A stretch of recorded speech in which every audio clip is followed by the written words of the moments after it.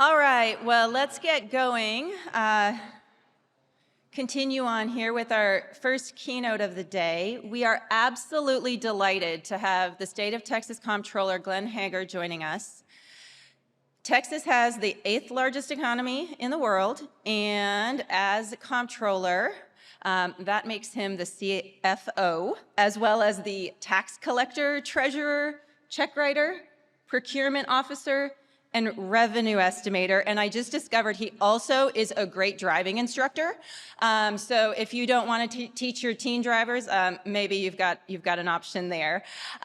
Comptroller Hegar is a longtime public servant. He has been, as he just told me, on the ballot for the last 20 years.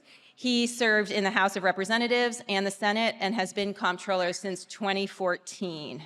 He is no stranger to water. He definitely worked on water issues during his time at the legislature, and in his role as comptroller, just this past summer, actually took the water edition of the Good for Texas tour out on the road, and I think some of our districts here had the pleasure of you joining them there. So let's give Comptroller Hegar a very warm welcome.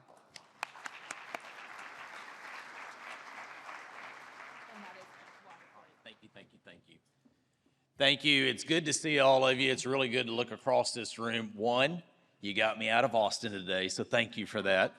Number two, as I look across the room, it's amazing how many familiar faces that I see of folks that I've had the pleasure, myself, Lisa Craven, when we were in the state senate together. Sorry, Robbie, I had to bring Lisa up. As most of y'all know, he says I stole her. No, I did not. Robbie used to have Lisa working for him, and so anyway, both of us have the benefit of having her on our staff for many, many years. So we've worked together, a lot of you, over the course of the years on a wide variety of issues, mostly on water issues. So it's good to see you. It's good to be with you. As I was driving over to San Antonio today, I was kind of thinking about water, about infrastructure, kind of where I see the state as it is today, where are we going, kind of that trajectory of a variety of different standpoints, and really kind of what did I want to talk about in discussing to you. Well, you know, I don't have to tell you all the roles and jobs and duties.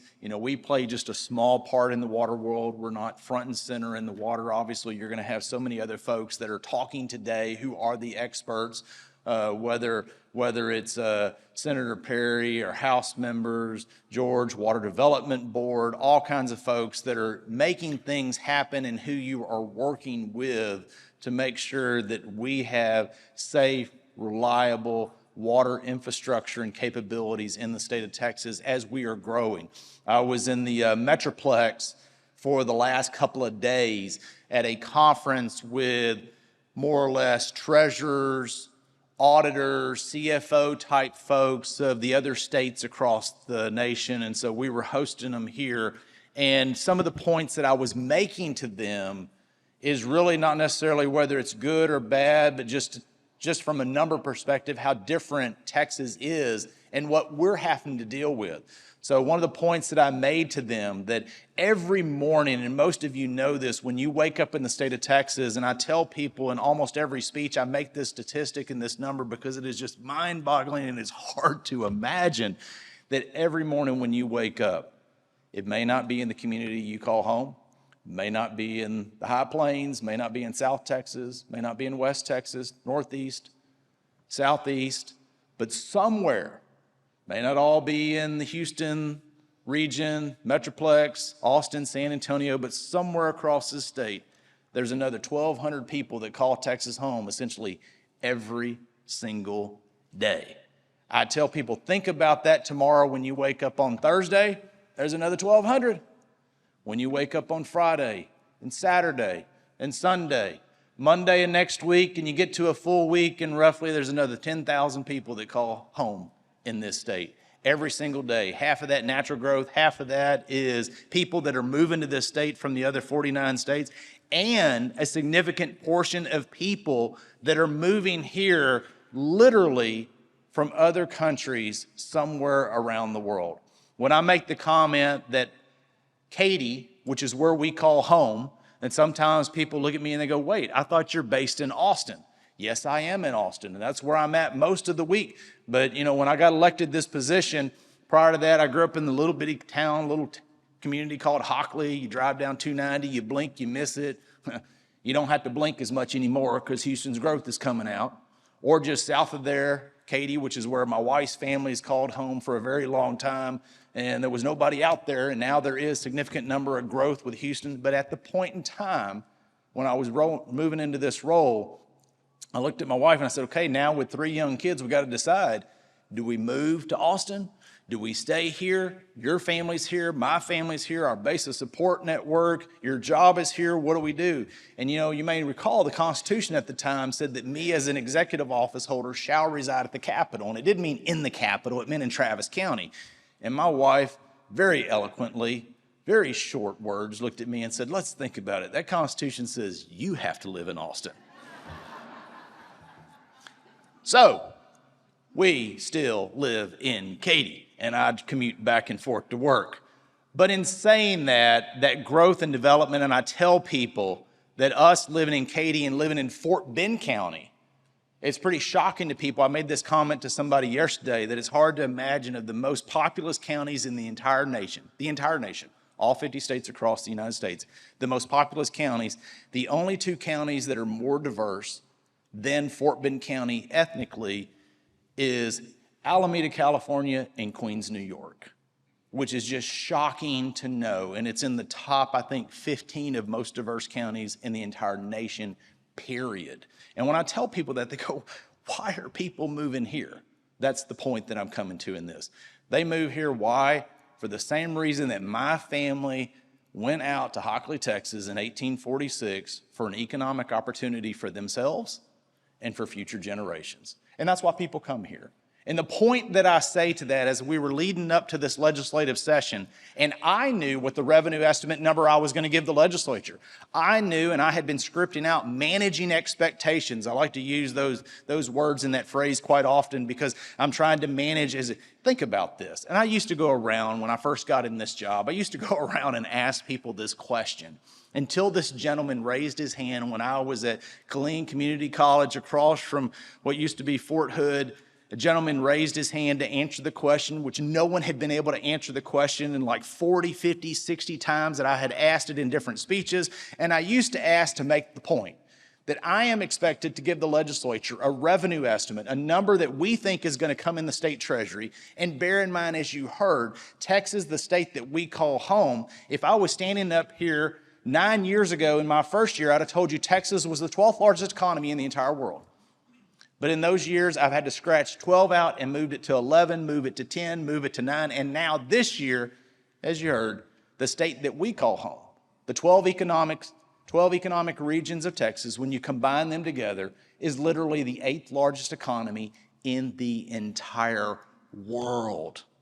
20% plus of all the product out of the entire United States comes out of Texas. So therefore, my point in telling you that is when me and my team are trying to read the so-called tea leaves, looking at what is this economy going to do, we're talking about a vast, large, diverse state, vast, massive economy, and one that we are trying to predict starting in 9 months and ending 2 years later. I used to ask people if they'd raise their hand and tell me, is there anyone in this room with 100% absolute certainty starting in 9 months and ending 2 years later, if you can estimate how much money will come into your personal household? Make it as basic and as simple as can be. Most people would never raise their hand. So I thought I'm going to keep asking that because it's making the point it's complex, it's complicated, and it's almost impossible. And then that one day, a gentleman raised his hand, and I looked at him, and I could tell he didn't have a whole lot of hair. I could tell he looked like he'd been serving our country for many years. And I said, let me guess, retired military? He said, yep. Retired Army? He said, you darn right. And I said, and you are on a fixed federal pension? He said, you damn right I am. I said, okay, other than you, can anyone else estimate? So I've stopped asking that question. But the point that I am telling you is, as we were leading up to session and I was managing the expectation that the revenue estimate I was going to give was pretty massive, it was pretty large, it's going to be bigger than anyone had ever anticipated. In December of last year, I was reading an article that my staff had sent me. They send me a whole bunch of stuff every single day. And in that one article, it said that Saudi Arabia was boasting how their surplus was $27 billion. And I looked at the article and I just kind of chuckled and I was like, that's so special for them. Because the one that I was going to announce was over $32 billion. And as I was trying to figure out, how do I message to the legislature? The money that they have is historical. The money they have is unprecedented. And some of you have heard me say this story in a couple speeches, and sorry I'm repetitive on this one, but I think that it's important to get the gravity of the magnitude of that unprecedented, that historical. That bear in mind, I was thinking, how do I frame this to the legislature? To really make the point is, how do we take advantage of the opportunity that we have to invest in infrastructure in the state? Invest in things that are going to make a difference in your life, in your life, in your life, in the lives of future generations for the state. Because it probably will not happen again. And in fact, it won't happen again. This is once, and it will not come back. So I was thinking about that over and over and messaging. And then I had remembered, actually, literally in my old pictures, the last couple of days, it popped up that where we call home, west of Houston and Katy, we back up to Buffalo Bio, just south of Interstate 10. And a few years ago was Hurricane Harvey. I got the pictures of behind our house, the pipeline, the easement that's behind our house, literally about as wide as this room plus, that we could see from front to back, was literally a roaring river. Just a roaring river. My kids, one of them looked back, I don't remember which one, was just staring, and I said, well, what you're looking at is hopefully a once-in-a-lifetime event, and hopefully we will never have something like this ever hit Port Aransas, the devastation, Houston, Southeast Texas. Hopefully we will never have that again. And so then we moved on. And so then we had a thing called COVID, and the world was shut down. And my kids were trying to make sense of it. They couldn't make sense. They're like, why are we not at school? I don't understand this. Why can't we go anywhere? What is going on in this world? And they were young kids. And so I explained to them this hadn't happened since 1917, and while I don't have all the answers, often during those days, I was working out of the house too. I remember when my youngest daughter, Julia, one day, I was going to do virtual speeches. Thank y'all. I don't have to do a virtual speech today. It's so nice to see people in person. I did virtual after virtual after virtual speech. People wanted to know, what do we think? What do you think? What's happening in the world? What's happening in the economy? And I remember one day I was walking through the house. I literally had a jacket on, not on me, but I was holding it in my arm, and I was walking. I had my tennis shoes on, and much like most of you, I had shorts on. I had a colored t-shirt like this that I usually wear in the summer because it's hot and I don't believe in ties. And I put the jacket on. I was about to walk in our office, and Julia looked at me like a wonderful teenage daughter. She looked at me and she started laughing. I said, well, what is it? And she goes, you look so stupid. And I said, and I love you too. So when I came out, I said, would you like to tell me more? She goes, well, you had a jacket and shorts on and tennis shoes. What are you doing? So we talked about it. And we talked a little bit more about what was going on in the world. And the point is, I told my kids that what we were living in was literally a once-in-a-lifetime event. It probably will never happen in your lives. It had not happened for 100 years. And then a few months later, in April of that year, I was sitting at the table. I was the cafeteria worker. Bear in mind, they were not in school. So I was the cafeteria worker. I was a lunch worker. I was helping with school in between work that we were doing. And my phone was blowing up, and my kids were like, what is it? What is it? And I said, it can wait, can wait. Long story short, come to find out, that was the day that if you had a contract for futures in the oil market that were due the next day, those options were due. There was nowhere to go with the oil, and so therefore the first time in global history, those option contracts weren't trading positively. So in other words, if I sold it, you wouldn't pay me money. I had to pay you. So all day my kids kept asking me, what is the price now? What is the price now? And at one point it got to about, I think, $34, $37 negative that I had to pay you to take it off me. And my oldest daughter, Claire, she looked at me when I told her, because she asked, what is it now, Dad? And so we had a great discussion about global supply and demand. And when I told her, she just put her head up and she went like this, and I didn't know what that meant. Well, that's teen talk for my mind's blown and I can't comprehend. So what did I tell Claire? But that was what? A once-in-a-lifetime event. And then fast forward, we all lived through the devastating Winter Storm Uri. My son asked me, who was a couple months shy of 13, Jonah said, Dad, guess what? Like everybody, most people, we had no electricity.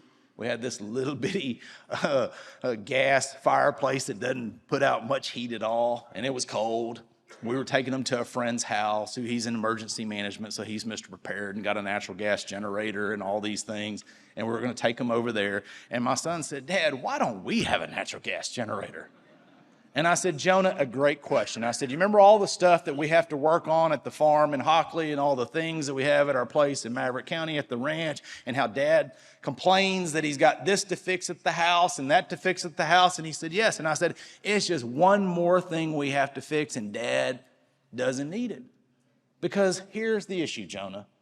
Texas gets hit with a polar vortex every 5 years, 10 years, but never, ever, ever has the state ever been hit with 254 counties with a devastating vortex like that. I said, what you're living in is a once-in-a-lifetime event. And this is a true story. My son looked at me, and I won't forget it for the rest of my life.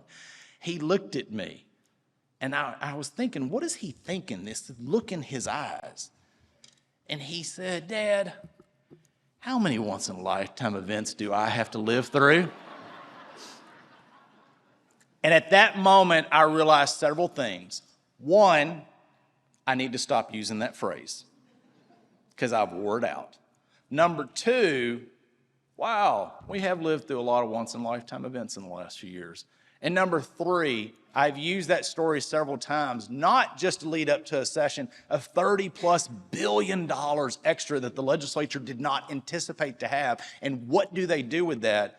But also to make the point that while we think we know the trajectory of this economy, while we think we know where Texas is going, that Texas is growing every single day, that our economy outpaces the national average year after year after year. When I was on a phone call with the other 49 treasurers in the beginning of COVID, I will never forget this, and I've said it so many times. I was at my house, I was making lunch for my kids, I had my earbuds in, and my deputy texts me, and you know how people send you a message? They send you a small, short message, but you can read so much more that's into it. And the message said, I'm not saying a word. That's all I got. But I knew what it meant is thank God we live in Texas. Thank God we're doing our job in Texas, and we're not one poor of these smucks who are on the phone in whatever state they're talking about, because literally they did not know how they were going to cash flow. But you know what? We didn't know where the economy was going, but you know what? We were glad we were here because we knew we were going to be okay. And so my point in this is, while I don't know the exact trajectory, while I worry about this or that, and I won't get into this, all the details to bore you, of what's happening in the global economy, what's happening in this or that, I know that every morning when I wake up, I get to thank God that I get to call Texas home, and I don't live somewhere else. That we live in a state that is going to continue to move forward. And as I led up to this session and was trying to figure out, how do I tell them it's historical? How do I tell them it's unprecedented? What else do I need to say? Guess what? It's a once in a lifetime. And it is not happening again. And I know you will hear from a lot of different folks. I am extremely pleased. I did my credit rating report here meetings a few weeks ago. We don't have to borrow money again because we have enough money to cash flow.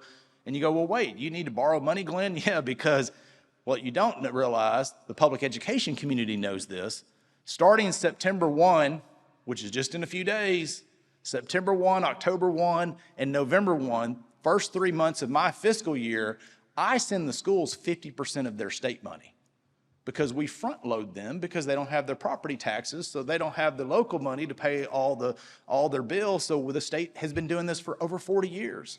So what it means is typically in the first week of December, I don't have enough money to pay anything because we've sent all the money to them. So I have to borrow money for that first week of December. And some years when I've been in this role, I only borrowed a little over $7 billion. because our projected cash flow shortage of that week, one year, I remember, it was just a little old $15.3 billion. Now, I know that may not be a lot of money to some of you, but to Glenn Hegar, it's real money. We don't have to borrow again this year, but I like to have those meetings. And as we were talking, one of the things they said, well, what do you think from your vantage point? What would you have done different if you were in the legislature? And I said, oh shit, don't get me started. I said, no, I kind of said a comment and then I laughed. I said, look, we all have different opinions. But I will say what I think overall that they needed to address was substantial infrastructure issues in Texas. They added different additional dollars, as you know, on the constitutional ballot for water infrastructure. They added additional dollars for university funding to bring more Tier 1 universities in the state of Texas. They added additional dollars for our park systems. They added additional dollars for broadband infrastructure, which is important to me because somehow the guy that collects the money, that pays the bills, that does the revenue estimating, is in charge of broadband infrastructure. And I tell you what, we used to talk about infrastructure in rural Texas. Having internet connectivity was economic development, but you and I both know COVID brought it front and center to home.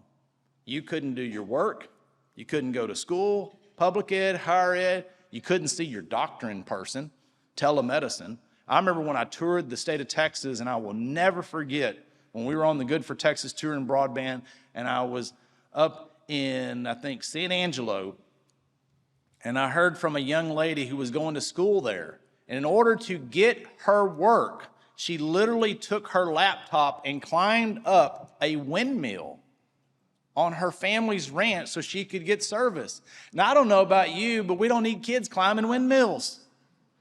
We need to connect the state. And it's going to be economic opportunities that really will be game changers for a lot of the states. So I think, in my personal opinion, my point being is they did substantial work last session, in my opinion, to really move the state forward. So with all that being said, where are we going?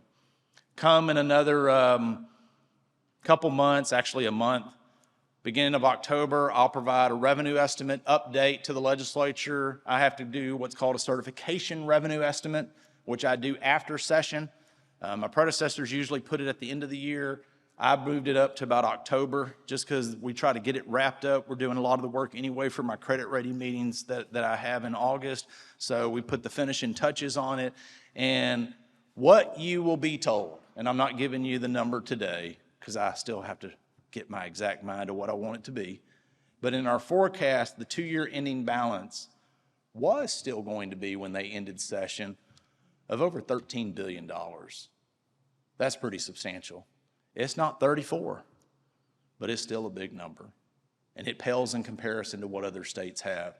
But as I give that estimate in October, which I suspect the legislature is back in town for public education funding, a special session that actually, in fact, we will add several $billion to that number. It won't have a 2 in front of it.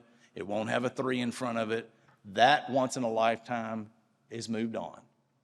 But what I'm telling you is the position of the state of Texas financially, we are still in good shape. And what we need to do is make sure that we are continuing to invest in infrastructure that makes a difference for future generations. And one of those, while I'm not front and center in water, I did take a tour on that. This fall, we're talking about, I don't know, just another important issue. I don't know if y'all have heard much about it lately, being we've only had 100-degree heat for 3 months now.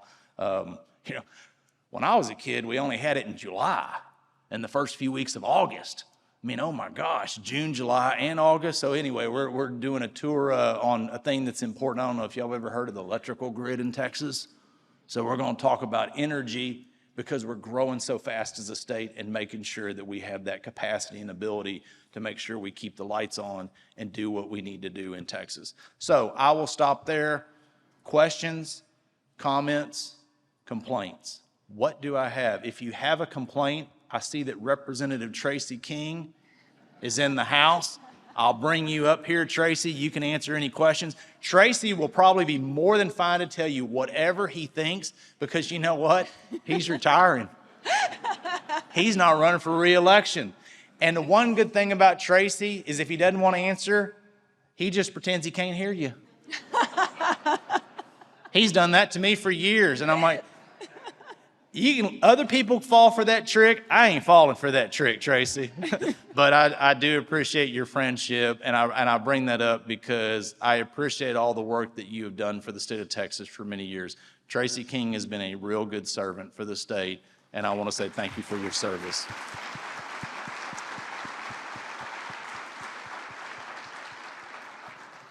Questions, comments, complaints? Otherwise, I will hand it off to the next round.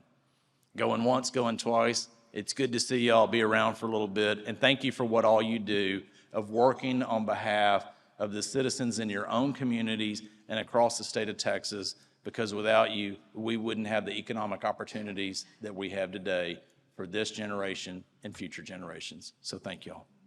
Thank you so much for being here.